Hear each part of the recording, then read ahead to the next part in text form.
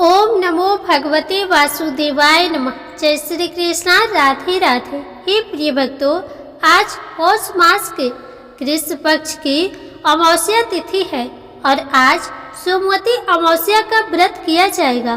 तो सबसे पहले आप सभी को सोमवती अमावस्या व्रत की हार्दिक शुभकामनाएं। हे प्रिय भक्तों, हमारे हिंदू धर्म में सोमवती अमावस्या का बहुत महत्व है। इस दिन भगवान विष्णु, भगवान शिव और शनिदेव की पूजा की जाती है। सोमवती अमावस्या सुख संपत्ति और सौभाग्य की प्राप्ति के लिए विशेष फलदायी है। जीवन में सुख और शांति के लिए सोमवती अमावस्या का व्रत रखा जाता है। इसके साथ ही इस दिन पितरों की आत्मा की शांति के लिए तर्पण किया जाता है। सोमवती अमावस्या के दिन व्रत रखने और व्रत कथा का श्रवण करने से घर में धन संपत्ति और सौभाग्य की प्राप्ति होती है। हे प्रिय भक्तों, आइए आज के इस वीडियो में आप सब श्रवण करेंगे सोमवती अमावस्या की बहुत ही दुर्लभ कथा। तो कथा को पूरी श्रद्धा एवं प्रसन्नचित्त मन से पूरा अवश्य सुनिएगा। प्राचीन काल की बात है, एक गरीब ब्राह्मण परिवार था। उस परिवार में पति पत्नी एवं उसकी एक पुत्री भी थी। उनकी पुत्री समय के गुजरने के साथ साथ धीरे धीरे बड़ी होने लगी। उस पुत्री में बढ़ती उम्र के साथ सभी स्त्रियों सचित गुणों का विकास हो रहा था। वह कन्या सुंदर, संस्कारवान एवं गुणवान थी, परंतु गरीब होने के कारण उसका विवाह नहीं हो पा रहा था। एक दिन उस ब्राह्मण के घर एक साधु महाराज पधारे। साधु उस कन्या के सेवा भाव से अत्यधिक प्रसन्न हुए। कन्या को लंबी आयु का आशीर्वाद देते हुए कहा। साधु ने कहा कि इस कन्या के हाथ में विवाह योग्य रेखा नहीं है। तब ब्राह्मण दंपति ने साधु महाराज से इसका उपाय पूछते हुए कहा कि महाराज, ऐसा क्या उपाय करें जिससे कन्या के हाथ में विवाह योग्य बन जाए।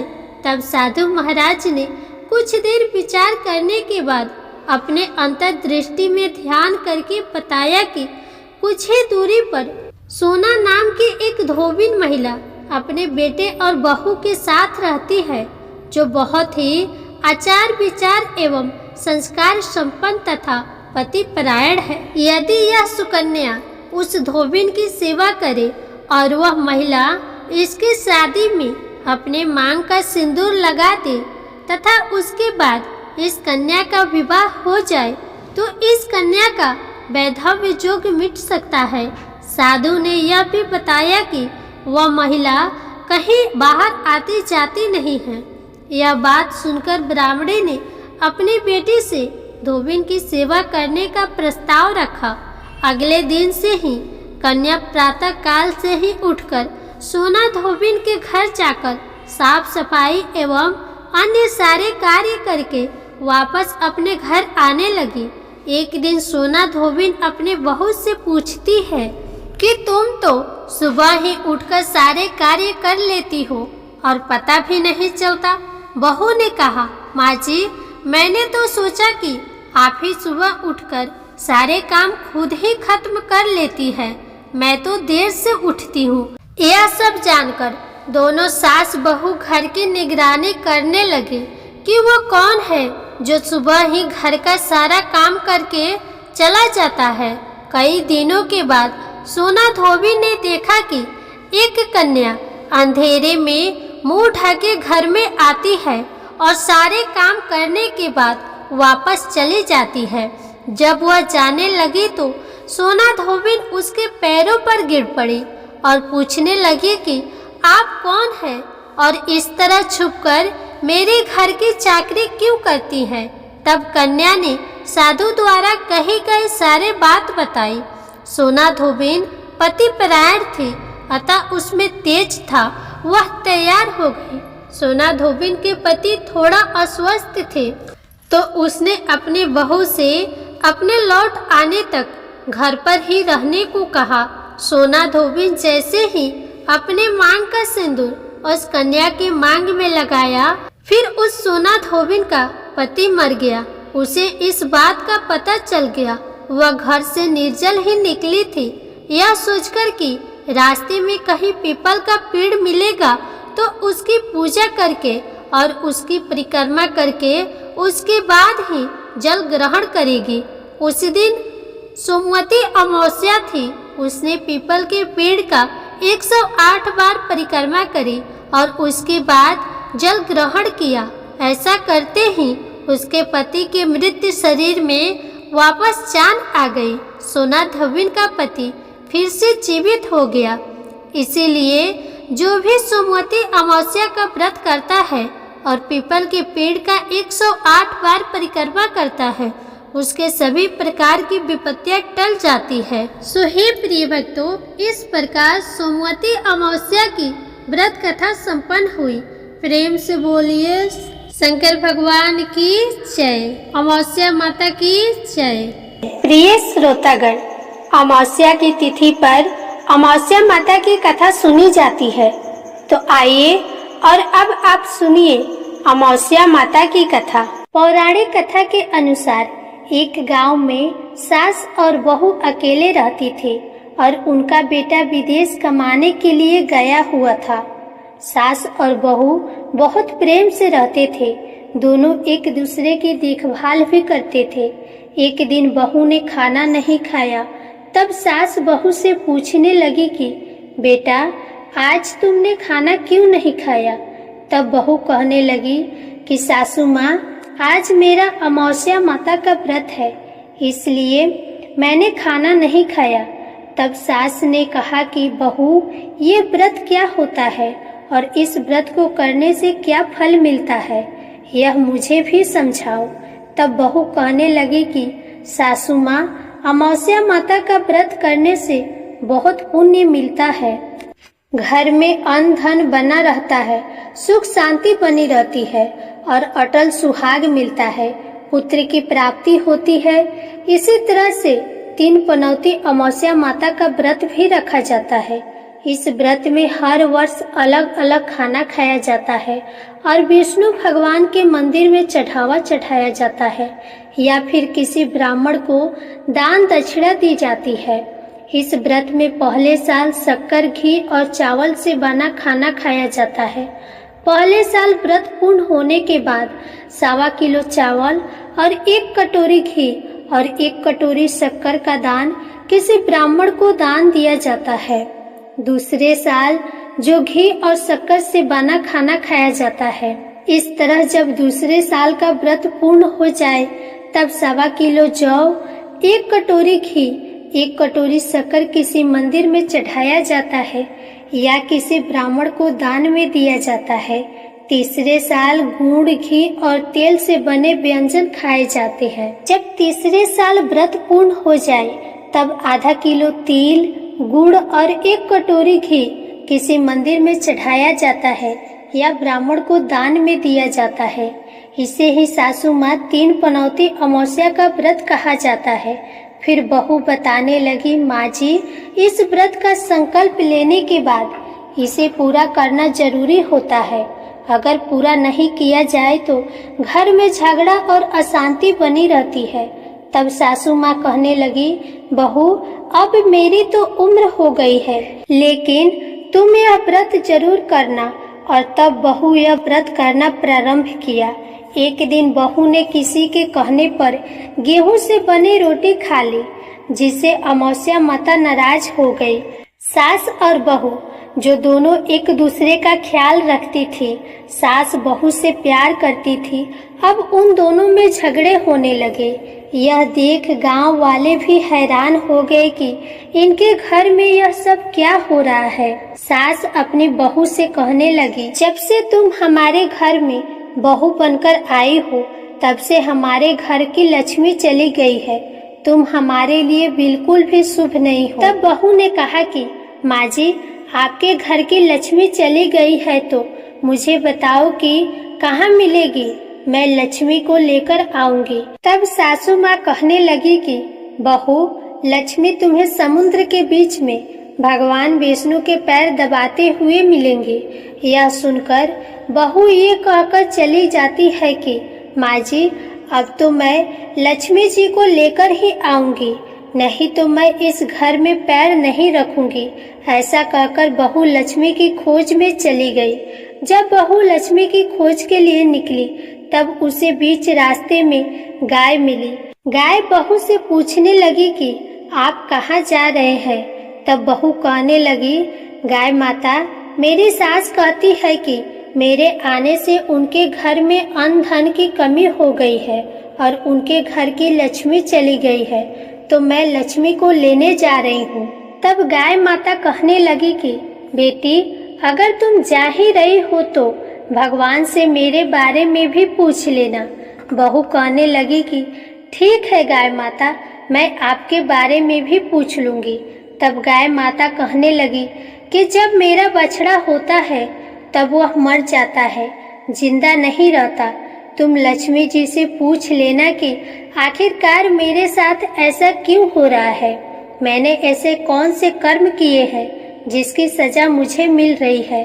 तब बहू कहने लगी, गाय माता, मैं आपके बारे में जरूर पूछ लूंगी। ऐसा कहकर बहू आगे बढ़ गई। जब आगे बढ़ी तब रास्ते में उसे घोड़ी मिली जिसके गले में घंटी बंधी हुई थी। घोड़ी ने कहा, बेटी, तुम मेरे दुखों का निवारण लक्ष्मी जी से पूछ लेना। बहू कहने लगी, मैं जरूर पूछ लूंगी। ऐसा कहकर बहू आगे बढ़ गई। आगे जाते ही बहू को एक अंधा और बहरा बुजुर्ग मिला। उसने भी बहू से अपनी समस्या के निवारण के लिए पूछने को कह दिया। तब बहू उसकी समस्या भी भगवान से पूछने को कहकर आगे बढ़ गई। आगे जाते ही बहू को एक बूढ़ी औरत मिली जो कि हाथ और पैर से अपाहिज थी। उसने भी बहू से कहा कि बेटी, तुम जब भगवान से मिलो तो उनसे पूछना कि आखिरकार मैं अपाहिज क्यों हुई, मैंने ऐसे कौन से कर्म किए थे। तब बहू उसकी समस्या पूछने के लिए तैयार हो गई और फिर आगे बढ़ गई। आगे जाते जाते बहू बहुत थक गई और एक आम के पेड़ के नीचे बैठ गई। आम का पेड़ बड़ा खुश होकर बहू से पूछने लगा कि बेटी, तुम कहाँ से आई हो और कहाँ जा रही हो। तब बहू कहने लगी कि वो लक्ष्मी जी को लेने जा रही है। तब पेड़ भी अपनी समस्या भगवान से पूछने के लिए कहने लगा कि मेरे पेड़ पर लगे हुए आम खट्टे ही क्यों होते हैं, इस बारे में बहुरानी भगवान से जरूर पूछ लेना। तब बहू पेड़ की समस्या लेकर आगे बढ़ गई। थोड़ी दूर जाने पर बहू को एक तलाई मिली। वह भी बहू से कहने लगी कि बहू, तुम भगवान से पूछना कि मेरी तलाई का पानी इतना मैला क्यों है, कोई यहाँ आकर पानी नहीं पीता। तब बहू कहने लगी कि मैं जरूर पूछ लूंगी। ऐसा कहकर बहू आगे बढ़ गई। बहुत दिनों से जंगल में चलते चलते बहू थक गई थी। उसे भूख भी लगी थी, लेकिन खाने को कुछ नहीं मिला, तो वह भूख और प्यास से बेचैन हो गई और जंगल में बेहोश हो गई। उसी समय भगवान श्री हरि और माता लक्ष्मी घूमते हुए उधर से जा रहे थे। तब माता लक्ष्मी जी विष्णु भगवान से कहने लगी कि हे नाथ, यह तो आपकी बहुत बड़ी भक्त है, आप इसके दुखों का निवारण कीजिए। तब भगवान श्री हरि कहते हैं, इस संसार में तो बहुत से जीव दुखी है, सभी अपने अपने कर्मों का फल भोग रहे हैं, मैं किस किस के दुख का निवारण करूं।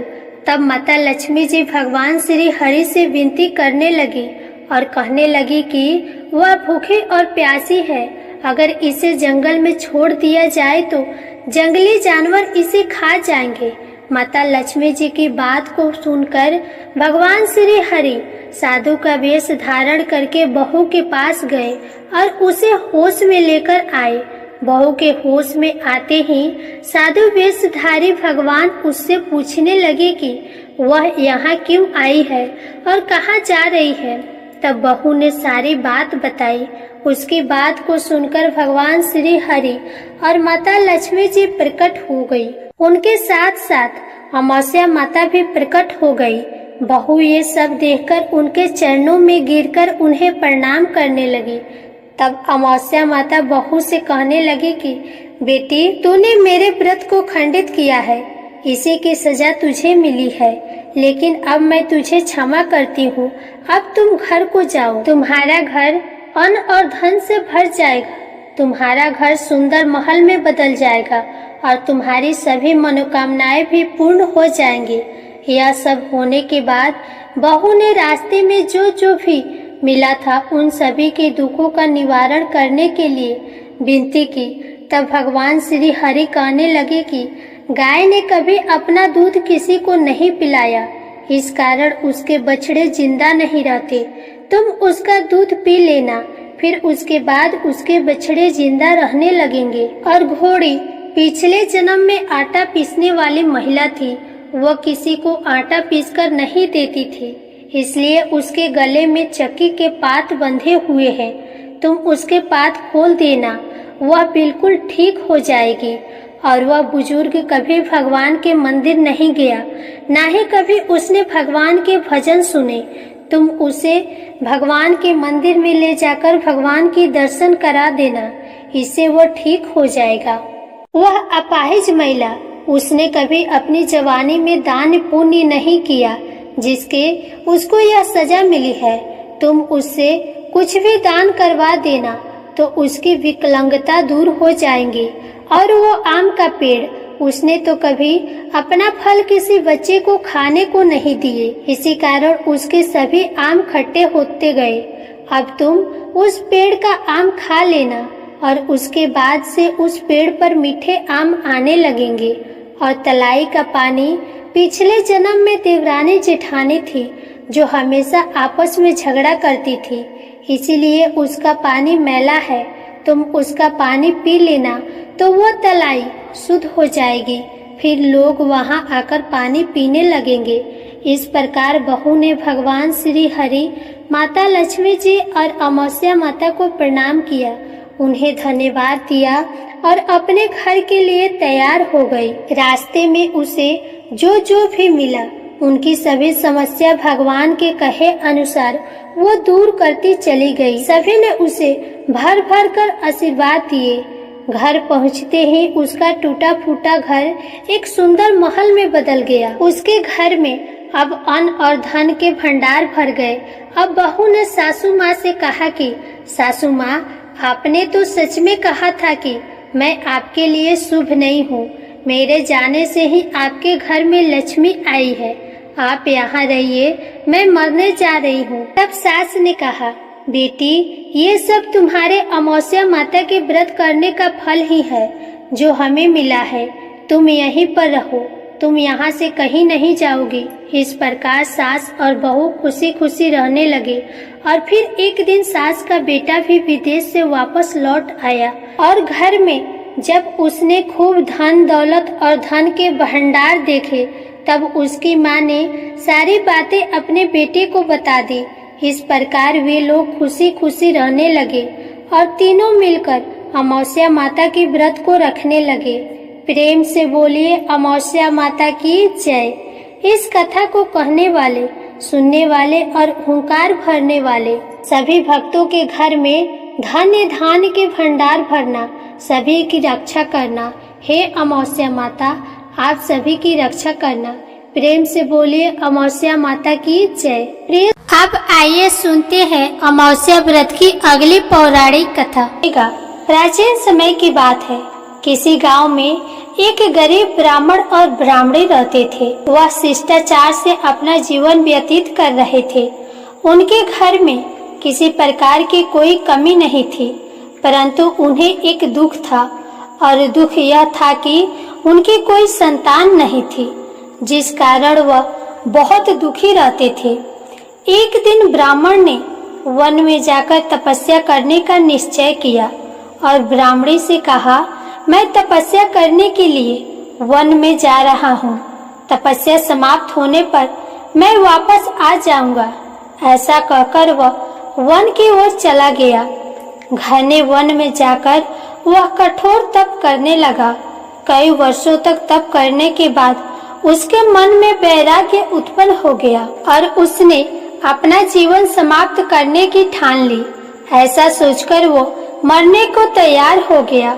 उसी समय उसके समक्ष तेज प्रकाश से सुख अमावस्या देवी प्रकट हो गई और बोली, हे ब्राह्मण, तुम्हारे 7 जन्मों तक कोई संतान नहीं लिखी है, परंतु मैं तुम्हें 2 कन्याओं का वरदान देती हूँ।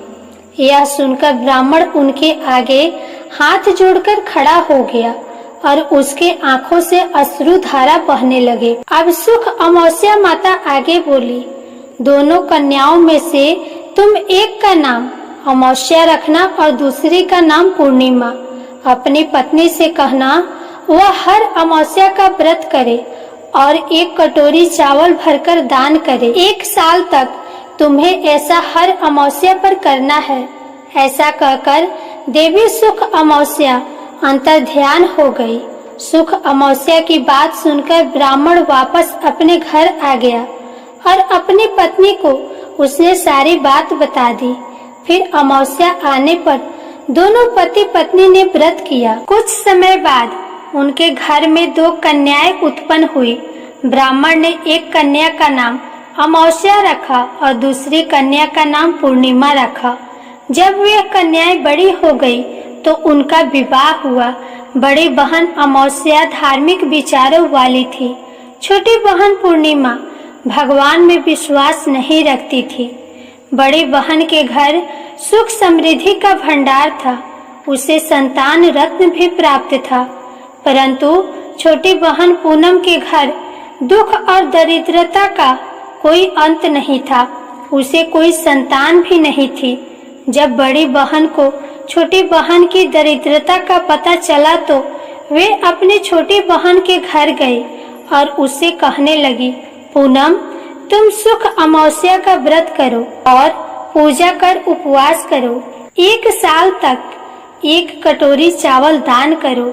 ऐसा करने से तुम्हारे घर में सुख समृद्धि का वास होगा। पूनम ने बहन के कहे अनुसार हर अमावस्या का व्रत करा और 1 कटोरी भर चावल हर अमावस्या पर दान करा।